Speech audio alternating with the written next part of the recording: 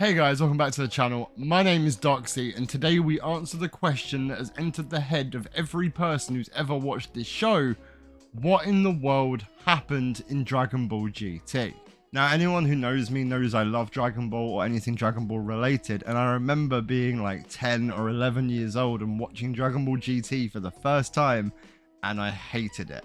I absolutely despised it with every fibre of my being because they had watered down and ravaged a show that I loved so much. And I know it's not just me who thinks this is a very widely spread opinion, but it just didn't hit like Dragon Ball Z did or Dragon Ball before it. Like, there was so many plot holes, the characters were watered down, and the bad guys were not memorable in the slightest, barring maybe Baby. Baby was cool as hell, but other than that, it was very kind of generic villain. I didn't like it, but I've been toying in the past few months of maybe rewatching it or revisiting it to see if my opinion has changed nowadays as an older person. And ironically, as I'm perusing the internet, I find a video by the amazing Super Eyepatch Wolf where he asks the exact same question we're asking now. What the hell happened in Dragon Ball GT? And for the record, if you've never checked out Super Eyepatch Wolf, his link is in the description below. Check him out if you've got time. He is an incredible human being that makes really informative deep dives into anime or wrestling and all that fun stuff. And genuinely, you will never regret watching him, so go and do it if you haven't already. But we'll be watching his video today, and hopefully we can find out what he thinks about Dragon Ball GT. I'm interested to see if I agree with what he thinks about GT from what I remember being a lot younger, and hopefully it can be a big discussion. That's the plan. I just want to kind of learn something today. If all goes well, that's what's going to happen. But before we get into actually watching the video, as always, if you enjoy what you see, don't forget to subscribe, leave a like, leave a comment. It really does help me out. And if you really fancy it, there's a bell down there. Click it and you can get notified about all the videos I make going forward. Thank you so much in advance. But with all that being said, let's see what Mr. Eyepatch Wolf has to say for himself. I have never hated an anime more than I hated Dragon Ball. That is a strong start, okay. I remember sitting down and watching the show in my parents' living room, staring unblinkingly at the screen and just wondering why. seething Why does this exist? The long-awaited sequel to Dragon Ball Z instead felt like an insult to everything that made the original series great. And I'm not alone in that. GT is one of the most reviled anime in existence, with fans of the series bitterly arguing if it's even a canonical part of Dragon Ball. And so today, a decade and a half later, I want to return to GT and ask, what was it about that show that made me feel so angry? How long have you got, mate? There's a long list. I'm going to try not to come across like the unhinged Dragon Ball Z fanboy this intro has undoubtedly made me sound like, but the chances of me failing in that are, well, high. Hold on. Sorry to pause it so early, but I just want to say two things. Number one, there is nothing wrong with being a fanboy or a fangirl or a fan, insert whatever gender you identify as here, about anything, because honestly, embrace it. I am a fully fledged nerd. I am obsessed with Dragon Ball. I am a fanboy for Dragon Ball, and I admit that very openly, and I will die on that hill, no matter what anyone thinks. So if you're obsessed with something or you're a fan person for something, embrace it. Shout it from the mountaintops. Be obsessed in a healthy way, of course, and just, as long as it makes you happy, why does it matter, man? Be a fanboy or a fangirl, fan whatever. Secondly, I know he was saying that people are discussing whether this is canonical or not. Now, correct me if I'm wrong, I do believe that Toriyama did not have a lot to do with the story writing or anything at all with that matter. I'm pretty sure he only added a couple of designs here or there. Now, I don't know if that's true, but if that's the case and he didn't write the story at all, then I would say it's probably not canon. But maybe I'm wrong, maybe someone in the comments can tell me, maybe the video will tell me, who knows. But I just wanted to give my thoughts on that. I don't think it's canon. I know a lot of people who argue for it being canon, but it can't be if Toriyama hasn't written it, you know? And there's the $1 million question. What the hell happened? Good lord. If I was to break down the core Break it down of for me. Dragon Ball Z into the fewest words possible, it would be growth through struggle. For sure. I would agree with Dragon that. Ball Z is at its heart Very a much story so. about trying your hardest in the face of the impossible and using that hardship to surpass what you are and becoming Consistent what you need to be. growth. I'm going to try and not get too sentimental here, but that was a message that meant a lot to me as a teenager. Me too. A teenager who had no real idea how to read people and felt disconnected from everyone and everything. But those problems faded when watching Dragon Ball and seeing the characters of Z continuously fight against odds that felt not just overwhelming, Impossible. but Always insurmountable. impossible. And it contextualized Inspiring. the idea for me that struggle did not mean defeat. That hardship could push you to greater things in a way that honestly helped me through some of the most difficult times of my entire life, and oh god, I have failed entirely at the opening statement of this paragraph. A little bit. And a little I'm bit. not alone in that. There's a reason Dragon Ball Z meant so much to so many, and even to this day, when there's hundreds of different shonen But they're not anime Dragon all Ball. working from the same template laid They're out not by Dragon Ball DBZ, at all. while I can think of a handful that I consider better stories, I can't think of any that more successfully capture those core themes of hardship. No, and it's progression. pure emotion. I bring all this Always. up because I think it's important to understand the emotional There we connection go. fans had with Dragon Ball and how that created expectation for GT. GT was set 10 years after the final episode of Dragon Ball Apparently. Z and starts immediately with a wayward Dragon Ball wish transforming Goku Into a back small-ass into the body of a child. small child. Makes no This sense. presents a major problem for GT in regards to the fans who had already fallen in love with Z. From the first time Goku had fired a Kamehameha to the final Majin Buu I obliterated love that Spirit arc, by the way. Bomb, Majin Buu arc. progression had always been a huge part of Goku's character. And if you had been watching Dragon Ball Z from an early age, chances are you had kind of grown up with Goku. Yeah. Battle through battle, you had watched his journey of struggle and growth, and by the end of it, it felt like you had taken that It journey fell flat on with its you. face because you just And devolved that was an him. experience that meant a lot to people. And so, immediately transforming Goku back into the body of a small Goes like child that. felt like a betrayal. Yeah, of that it's a downward experience. cycle. It's For horrible. the first time in the character's Slope. history, his progression was halted, and in its place was what felt like a transparent attempt to appeal to a much younger Yeah, audience. that's how I thought. And that was a feeling palpable in the first 16 episodes. Rather than the long villain-centric arcs of Dragon Ball Z, what we got instead were much shorter, simpler, episodic-style stories that saw Goku, his granddaughter Pan, and Trunks travel from planet to planet in search of the Black Star Dragon Balls. I got annoyed there because he was talking about the difference between Z and GT, like the opening episodes, and I saw Pan, and I immediately got annoyed. Like, I remembered the opening of Dragon Ball GT, like the first few episodes, and I remembered how utterly annoying Pan is. Like, Pan is a character that if she didn't exist, I would be happier. Like, I don't know what she added. I know she was meant to be like goofy comedic relief, but seeing her in a pissed off mood 24/7, just having the shortest fuse in the world, it was funny the first 5 times. It lost its appeal very quickly.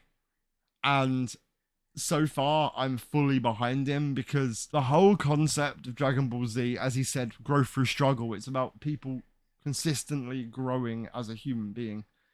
And Dragon Ball GT took that away from everybody. Like, Dragon Ball Z had taught anyone who's a fan of it that you have to keep getting stronger, you have to keep fighting, you never give up, you know, no matter how hard your opponent is or the situation is, you keep growing and going upwards and just climbing and clawing and doing whatever you have to be the best you can be.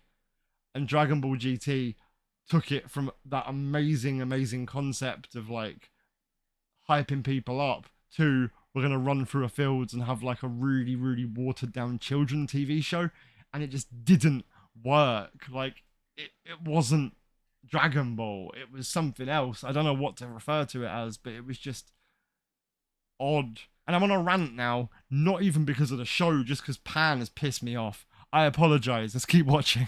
What we got instead were much shorter, simpler, Watered down stories episodes. that saw Goku, his granddaughter Pan, Ugh. and Trunks travel from planet to planet in search of the Black Star Dragonballs, Which are with a highly lighter, dangerous. breezier tone that felt much more geared towards young children. That's what I just said. It's a Intense kid's show. and violent action of Z.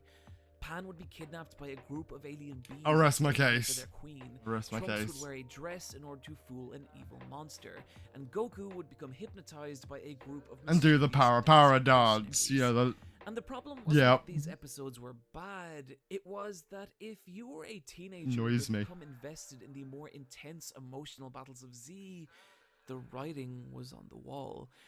Dragon Ball was no longer for you. Didn't exist anymore. It was dead. This continues for the entire look at that. first quarter of the series until around episode 20, things Baby. change. The child-friendly adventure stories become less frequent, and more of the episode's runtime are filled with flashy battles that feel reminiscent of the later. There was encounters hope. of Z. There was hope. In episode 22, Goku and crew encounter Baby.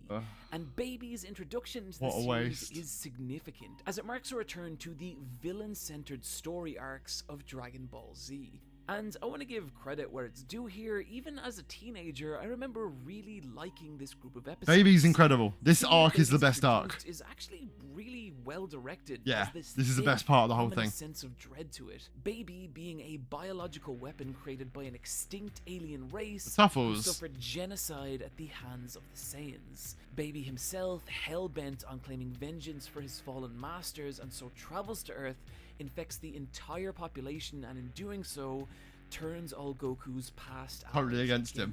Yep. And as the series starts to build to the inevitable showdown between Goku and Baby, it's the first time GT starts to elicit those old Dragon Ball Yeah, feelings. don't get your hopes up, mate. Which is why then it's such a disappointment that the actual fight with Baby is such a letdown. It was so lackluster. Like, honestly, they had a really good villain that was actually pertinent and had a point, and it had a really good concept. Like, you want your revenge against the Saiyans because they blew up your planet and he's the only Tuffle left. They had all of the pieces to make a very good puzzle, and they ruined it with one of the worst dragged out fight scenes I've ever seen in my life. I'm pretty sure it lasted like 10 or 15 episodes where barely anything happened and it was just like really mediocre fighting. And it hurts my heart because they'd built me up. They gave me hope that there was going to be like Dragon Ball Z fights, and they put me at the top of the mountain, at the top of the roller coaster, and instead of letting me go zoom and going through the roller coaster, they just stopped me there and very slowly reversed backwards.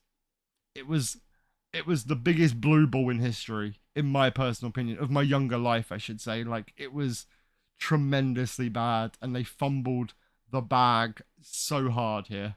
So hard. Each major fight in GT follows a very simple formula. Goku and his opponents engage in a back and forth of energy blasts and escalating power levels. Goku goes like until that, Goku defeats the and it enemy wins. with one of his 3 finishing moves. Which, on the surface, could be used to describe a lot of the fights from Z, so what's the difference? Heart? Well, one critical Feeling? thing. Narrative. Narrative. There was a storyline running through each of the major encounters of Z that went beyond just stopping a bad person from doing a bad thing. Rather, the fights in Z had personal significance to They had each character. motives. And this is something I've talked about in one of my other 37 videos on Dragon So Ball, many videos. but fuck it, I'm gonna do so again. Go ahead, my No one can dude. Stop me. Take, for example, one of my favorite fights in Z, Android 18 This is versus Vegeta. Vegeta. Mhm. Action-wise, there's not really a whole lot going on in this fight, and visually, there's much more interesting encounters. But it's the bit But what around makes it. special is its place in Vegeta's story. Think about Vegeta's emotional state here. After a lifetime of trying, he's just turned Super Saiyan for the first time, and has used that power to obliterate Android 19 in one of the most vicious curb stompings of the entire series. And in his mind, he's finally achieved everything he's always dreamed of. Untouchable. He's an invincible Yeah. Super Saiyan and the true legacy to the Saiyan race. And the tension of this fight comes from Vegeta's slow realization that Android 18 is not only as strong as him, but so much but is better. actually far more powerful, with the conflict ending in a Horrible. disastrous, humiliating defeat for the Prince of Saiyans. That both conveys just what a threat the androids are, as well as spiraling Vegeta into a state of intense self-loathing, planting the seeds for his heel turn later in the Majin Buu saga. Majin Vegeta. So, even though the actual fighting of this scene is relatively simple, what made it compelling was its place in a grander The whole narrative. point of it, yeah. It was part of Vegeta's story and affected him on a personal level, with each fight and transformation that follows being another chapter in that story. I've never thought of it that way, These but are the it's true. stories that define the major encounters of Dragon Ball Z. Goku's brutal, torturous battle with the impossible against Frieza. Such a good That was arc. the culmination of his lifetime of training and every other battle that had brought him to this point. The desperation of which surged him into becoming a Super Saiyan. And the fact Frieza killed Krillin in front of him. And as you can probably imagine, seeing one of your closest, oldest friends get murdered by some evil alien creature in front of you would probably piss you off too. Let's be honest. So I don't really blame him for going Super Saiyan. But so far I agree with what he's saying, because I've tried to explain to people it's not so much about the fighting, but the meaning behind the fighting. Like the actual motives for why they're fighting. Like if you're not a Dragon Ball fan and you just see that Android 18 versus Vegeta fight, all you're seeing is a guy with blonde spiky hair fighting a girl with like a bowl cut, and that's about it. But if you know the story of how untouchable Vegeta felt to then get thrown around like a wet condom, it really adds context to the situation. Like, that was crushing for him. I've always said, personally, I prefer Vegeta to Goku, and there's nothing against Goku, but Goku has always had a very linear character arc. Like, you know what you're going to get with Goku. He fights, he eats, he fights more, he gets stronger, he always wants to fight the strongest person, therefore he has to keep improving to keep up with the strongest person he meets. That is very simple, all well and good, I'm happy for him. But Vegeta was never the good guy. Vegeta was actually the villain, he was the bad guy. He came to Earth to blow it up, to take control of it, to sell it to the highest bidder, whatever he wanted to do with it. He was a Saiyan, that's what they do. And to see him go from being this evil, horrible being to being one of the greatest heroes in Dragon Ball and saving the planet that he was going to blow up, he has that arc. Do you see what I'm saying? Goku was always good. He always had that, you knew what you were going to get. But Vegeta went from like rock bottom to right at the top. And that's why I love Vegeta so much, because he never, ever stopped fighting. And he never really lost his own pride, and that's such a huge thing for Vegeta. And yes, I know I'm babbling like incoherently about stuff that I feel very strongly about, and I apologize for that, but look, this show has a very special place in my heart. I grew up with this, and as Super Eyepatch Wolf said, I watched this in a time where I weren't in the greatest place mentally, so people who were in that position have a very, very, very soft spot for Dragon Ball and everything to do with it. But yeah, we'll carry on watching. Or Gohan's realization that the Cell existence Saga. of Cell meant the eradication of all life, and that pacifism was no longer an You can't, man. You gotta fight him now. Epiphany pushing him to a level beyond Super Saiyan. And it's also the coolest thing he ever did. Fights of Dragon Balls Ever. matter. And also what makes the fight with Baby such a disappointment. Are you gonna make me relive There this? is no personal narrative. Okay. Rather, what we have is a bad guy trying to do a bad thing, and a good Guy trying to do a stop good him. thing. There's That's never about the sense it. that the fight carried any real emotional weight for either combatants, It didn't. so it meanders on for nearly 10 episodes, the only notable occurrence being Super the Saiyan introduction 4. of Super Saiyan 4. And in theory, this should have fixed a lot of the problems I had with GT. It is, didn't. after all, a new power level and a significant sign of growth, while also aging Goku back up to the body of Which Goku. doesn't make sense, by the way. But without the actual narrative that led to this moment, it doesn't mean anything. In Dragon Ball Z, a transformation marked a big, significant moment in the lives of these characters. Something they had struggled and bled their whole lives to achieve. God, I love so it Vegeta. felt monumental and joyous when it finally happened. But that journey, that struggle, We never get that. No, it's just given to him. Instead, the build-up for Super Saiyan 4... I know what's coming, Instead, that's why. The build for Super Saiyan 4 involves a group of aliens using a giant pair of pliers to pull out a the tail out of Goku's butt. There's That's never it. scenes of Goku passionately training to achieve his new state. We don't get the emotional revelation that forces our heroes to ascend. All we get instead is a literal ass pull. Literally nothing else to it. It's the most disappointing thing in the world. The reason the showdown with Baby is such a disappointment is it's like a fight from Dragon Ball Without the Dragon Ball. without the emotion that gave it meaning. Fully agree with you. And without that personal narrative, without that emotional journey, the fights of GT may look like Dragon Balls, but they never feel like it. Yeah. Instead, just becoming empty, glorified light shows. With the big boom at the end. The exceptional choreography of Toriyama's panels, not even especially entertaining ones. This problem only intensifies with the latter two arcs of the series. This is Super which 17. centered around two new villains, Super 17 and Omega. Oh, sweet Jesus. Okay. Omega Shenron, conceptually, one of the greatest enemies that could have been in Dragon Ball. Conceptually. Execution-wise, made absolutely no sense. For those who do not know who Omega Shenron is, you're probably thinking of the big green dragon from Dragon Ball Z. It's the same kind of concept. Omega Shenron is like an entity that comes through overuse of the Dragon Balls.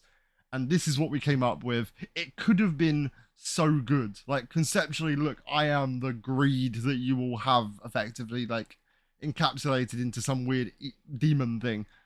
That's what everyone wanted, and it could have been phenomenal. But instead, he is the most generic villain with the most generic moves and generic voice and generic look. And the fight just doesn't matter too much. Like, it's not that entertaining. Like, if someone was to say to you, name a Dragon Ball fight, no one's saying Goku versus Omega Shenron. You can remember all the fights of Dragon Ball Z, but no one remembers Omega Shenron because he's poo. He's a piece of poo-poo. Genuinely. But anyway, stop ranting because I'm never going to finish this damn video if I keep ranting. Baby had story build-up and actual A little bit, motivation. yes. Those are not luxuries afforded to A right side more than him. He had The showdowns nothing. with them begin No nearly point. Immediately after their appearance, with no real preamble or any setup, meaning they never have a chance to develop a sense of identity beyond the idea that they are strong and hold an ambiguous desire to do evil because they are evil. That is because there is no purpose to Super 17 or Omega Shenron other than to fill space. It is very obvious that the people who wrote this just kind of stuck them there and drew them in a certain way so they looked mildly intimidating without the knowledge that they had to actually flesh out their characters for people to give a shit. Nobody cares about these two villains because they have no purpose. They are strong, so are a lot of people in Dragon Ball. Vegeta's strong, has a backstory. Goku's strong, has a backstory. Piccolo has a major backstory from like way back in Dragon Ball in like the 80s. People care about them because of that backstory. And they can't expect people to care about two random edgy villains, and I mean that legitimately, edgy villains that are just there to cause a ruckus because why not? That's not a motive, that's not an evil plan to me. That's just the guy who's mildly annoying. Do evil because why not? They are evil. Mm-hmm. And that's not a criticism I would level at the villains of Z. Frieza was Oh, this Frieza. malicious, violent space racist. Also had this eloquent Not way of untrue, though. speaking that merely would have made him charming if every word out of his mouth wasn't soaked in a seething disdain for everyone and everything. I love Frieza. Cell was this haughty, entitled psychopath who validated his own superiority through the destruction And just kept of all evolving. humans. Both these characters were powerful, but what made them feel dangerous was the personality behind that power. Legitimate and without dangerousness. That sense of character, the villains of Dragon Ball would just feel like walking power levels, which is exactly the problem with Super 17 and Omega Shenron. What I said. They just feel like plot obstacles for Goku to overcome. They're just when he there. Does, there's never a sense that anything's really been achieved or that the lives of our characters have progressed at all. The defeat of each villain in GT is essentially a reset back to how things were at the So underwhelming. Meaning that by the time the final battle is won, things feel exactly like they did at the end of episode 1. Those intense journeys of Piccolo growth and though, that was struggle sad. that defined Dragon Ball being completely absent from GT. And so, what we had in GT was a show that wore the skin of Dragon Ball, I had but no never soul. grasped the underlying mechanics that made that story great. And that was frustrating. If you loved Dragon Ball, you likely wanted to love GT. More than you anything. wanted to go on that same journey again and experience those same emotions. But that wasn't what we got. And it was hard not to feel burned by that. It was hard not to feel angry. It's not even anger though, it's just disappointment. But you hit the nail on the head. Like, some of us really resonated with Dragon Ball and Dragon Ball Z and the characters involved. So to see it be butchered to this degree was actually quite sad for people who grew up on it, like me and so many others. I really, really wanted to like this show. I really did. Like, I remember being, 10 or 11, like I said, and I was so hyped to finally watch this Dragon Ball GT thing. And it just didn't hit. And I don't know why. Well, I do know why. It's because of everything we're talking about now, where nothing made sense and there was just problems galore, like, emanating from it. But I genuinely tried. I really wanted to enjoy this show. I couldn't. Really couldn't. So, what happened? I honestly don't How know. did one of Japan's best loved series turn into one of its most reviled? I really don't know. And the answer is simple and kind of sad. GT was the first Dragon Ball anime not based on the manga of Akira Toriyama. Not Toriyama. Oh god, yeah, not bad again! joke. GT was the first Dragon Ball anime not to be based on the manga of Akira That's Toriyama, fair enough. Instead being created purely by the internal staff at Toei. Toei being the company that animated the Dragon Ball Z anime, with Toriyama only providing some character design. Oh, okay, so I was right. Hooray. Episode concepts. Yay. And so Toei made what they wanted to make. A cartoon marketed to children designed to keep that Dragon Ball merchandise machine. The moneymaker. And to retain that golden time slot of 7 p.m. Wednesday. Until it was cancelled after a 64 episode run, after what its creators would later describe as a divisive reception. That's one way of putting Would it. the series have turned out any better if Toriyama had been more central in its creation? I'd like to think Honestly, I don't think it really would Oh, have. okay, By why? 1996, Dragon Ball had been running for 10 years, meaning Toriyama had been creating manga for 16 years. Okay. And to put it plainly, dude was burnt out. I never knew What that. was for so many people a hugely important and formative piece of media was for him just the job he had to wake up to every morning and I never thought of that. late into the night. And that took a physical and mental toll that could be plainly seen from interviews and author notes that came later I had on in his no career. idea he was like When Toriyama that talks burnt about out. Dragon Ball now, he speaks with a level of apathy that I don't want is to draw Dragon Ball honestly anymore. a little Wow. shocking. And so to me, Dragon Ball was done when Dragon Ball was done. And that's hard. I think it's easy to convince ourselves that media is this infinite ethereal thing that can last forever, when in actuality Everything has to it's end. as finite as anything else, something that burns on the passion and creative energy of the people who make it, which, like all precious resources, Has to come is to an end at some finable point. and will Yeah. eventually run out. And so all we can really do is accept that the things we love, the things that meant so much to us at certain points in our lives, they end. And we just have to let them go. Deal with it. It's with that in mind that I discovered something I was not expecting to from the outset of this video. And that was that upon rewatching Dragon Ball GT, I didn't hate it. Oh? I actually kind of enjoyed it. You've That piqued might my sound interest. insane following everything I've Yeah. said in the video thus far, and I do stand by those criticisms, especially in regards GT's fight scenes. But the fact is, Dragon Ball Z entered my life at a point when I really needed it. Yeah, actually, me too. Now, I don't anymore. And with that expectation removed, I see GT not for what I wanted it to be, but what it is.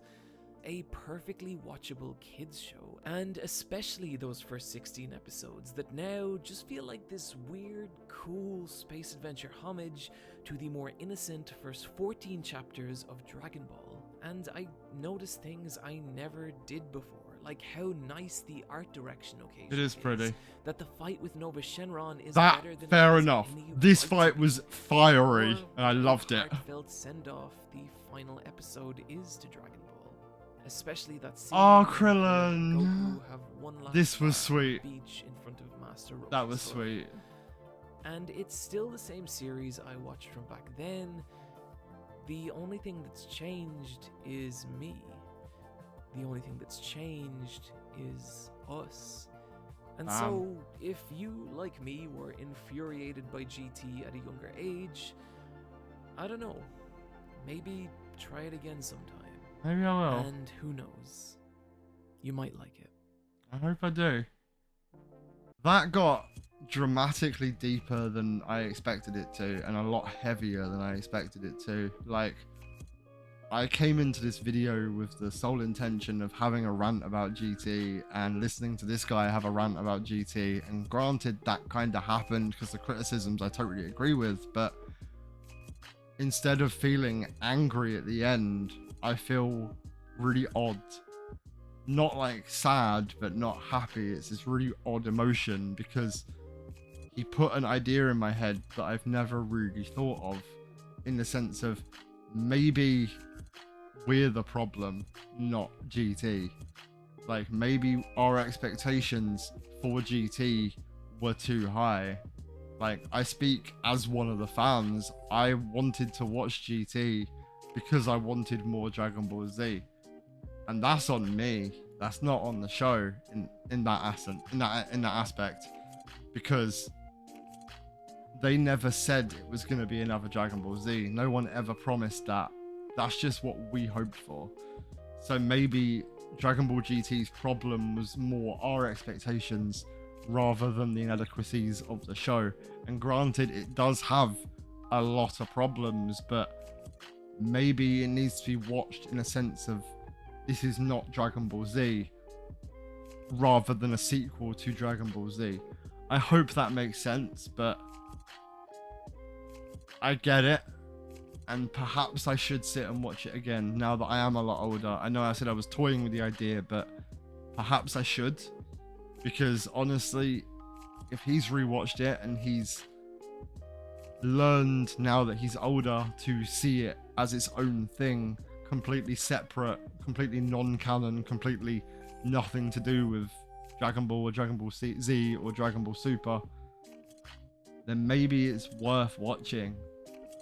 But I didn't know that Toriyama was burnt out. I didn't know that in 03 he said he didn't want to draw any more Dragon Ball. And now I kind of feel bad for wanting more, knowing that he is that burned out. Like, I know he went on to move to like drawing Super and doing all that, and there was some really good stuff in Super too, but I kind of feel like guilty for being one of those people that asked for more and didn't really appreciate the amount he'd already given. This is getting a lot heavier than I wanted it to, but it's fine, man. I'm not mad. I'm really not mad about it. Like, this is a good, very different emotion, and yeah, I definitely think that I need to rewatch GT then, just in my spare time. I should also add, I know if I watch it again, or when I watch it again, that my problems are still going to be there. I'm still going to have an issue with Omega Shenron. I'm still going to think he was a pointless character.